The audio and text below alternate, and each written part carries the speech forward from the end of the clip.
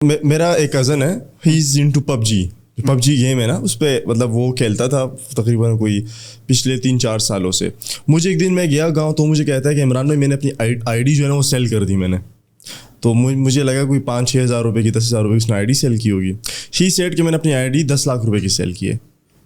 تو یہ جو اکاؤنٹس ہوتے ہیں یہ بھی لوگ بیچتے ہیں. مطلب why people are so crazy about this like. اور ایک اب جو بیہائنڈ دا کیمرہ مجھے بتا رہے تھے کہ یہ انٹرٹینمنٹ میں سب سے بڑی انڈسٹری ہے گیمنگ کی.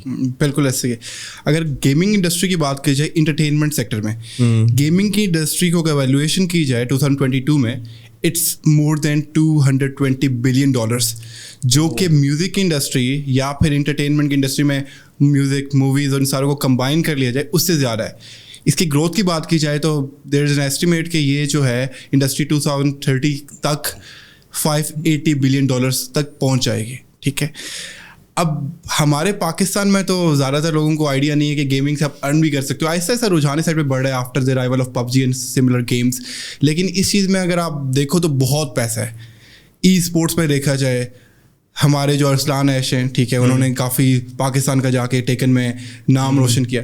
اسی طرح ایسا ایسا رجحان بڑھ رہا ہے. تو ایون اب لوگ کیا ہوتے ہیں موبائل پہ PUBG کھیل رہے ہوتے ہیں, اسی سے اچھا خاصا اسکن سیل کرتے ہیں, اکاؤنٹ سیل کرتے ہیں, اور وہ لائک تھاؤزنڈز اور مے بی لائک ملینز میں ارن کر رہے ہیں. ایسا پاسبل ہے آپ کرنا چاہو. اور ٹورنامنٹس میں بھی تو کماتے ہیں لوگ, ٹورنامنٹس میں بھی کماتے ہیں. لیکن ٹورنامنٹس کی پاکستان میں دیکھا جائے تو اس طرح سے ہائپ نہیں ہے, اس طرح سے ہمارے نیشنل لیول پہ ہو نہیں رہے. پچھلی گورنمنٹ میں نے دیکھا تھا جو لائک PTI کی تھی, انہوں نے کچھ تھوڑا سا انیشیٹو لیا تھا کہ گیمنگ کو دیا جائے, کیا جائے, آگے لایا جائے. لیکن اس کے بعد اسٹل میں نے کوئی ایسا دیکھا نہیں ہے کہ اس کو سپورٹ ملے پاکستان میں. لیکن اٹس اے گڈ تھنگ. ہمارے یہاں مسئلہ یہ ہے کہ پیرنٹس سمجھتے ہیں کہ بس گیمنگ میں لگ گیا تو بس فضول ٹائم ہے, کوئی پروڈکٹیو چیز نہیں ہے کسی اور چیز میں. کیونکہ ہمارے یہاں پیرنٹس کا مائنڈ سیٹ یہ ہے کہ بس 2-3 پروفیشنس ہے, یا ڈاکٹر ہے, یا لائر ہے, یا انجینئر ہے, دیٹس اٹ. اور کوئی پروفیشن نہیں ہے. ٹھیک ہے.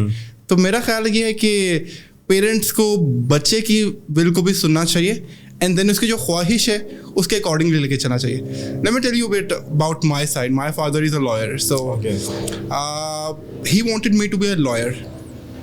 انہوں نے اسٹارٹنگ میں کہا کہ میرا آلریڈی سب کچھ سیٹ اپ ہے, ٹھیک ہے, ہمارے لائک ڈفرینٹ ایریاز میں لائک پنڈی, اسلام آباد, کہوٹا, کلر سیڈا, ڈفرینٹ ایریاز میں میرے آفیسز انسٹالڈ ہے, سارا کچھ اویلیبل ہے. تو میں اس فیلڈ میں آنے کے لیے مسئلہ نہیں ہوگا, آلریڈی سب کچھ بنایا ہوگا. دین آئی ٹولڈ ہم کہ مے بی میرے لیے سب کچھ بنائی چیز اویلیبل ہو, لیکن مسئلہ یہ ہوگا کہ میرا اس چیز میں انٹرسٹ نہیں ہوگا.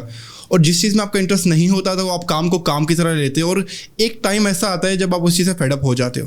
دین آئی ٹولڈ ہم, اور انہوں نے یہ چیز انڈرسٹینڈ کی, اور انہوں نے مجھے کہا کہ اپنے پیشن کو فالو کرو. لیکن انفارچونیٹلی پاکستان میں میجورٹی پیشن کے لیے گراؤنڈ ہی نہیں ہے نا, مسئلہ تو یہی ایشو ہے.